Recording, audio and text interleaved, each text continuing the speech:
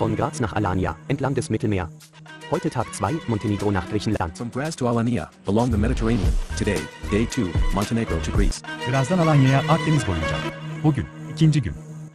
Karadağ'dan Yunanistan'a. Граца до Алании. Вдоль Средиземноморья. Сегодня. День 2. Из Черногория в Греция.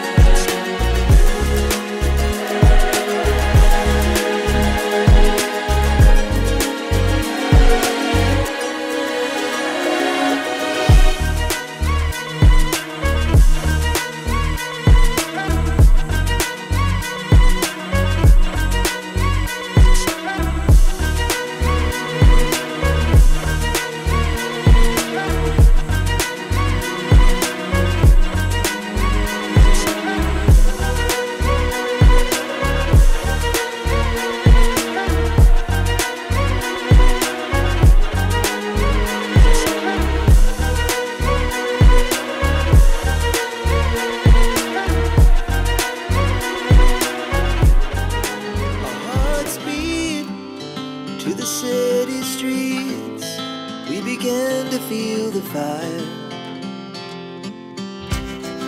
We rise like tall buildings as the chemicals they take us higher. The night's young and it's just begun as she puts her hand in mine. We wanna chase the night, wanna dance to the light, pull stars from the sky, just two hearts running wild. Never sleep, never stop, as we shout from the top. We're gonna be two hearts running wild.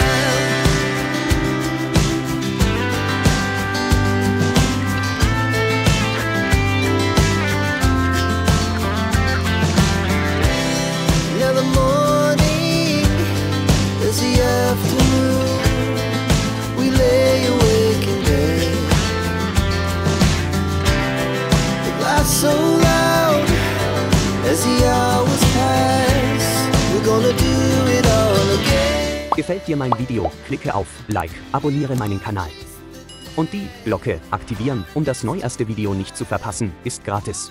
From the sky, just two hearts running wild. Never sleep, never stop.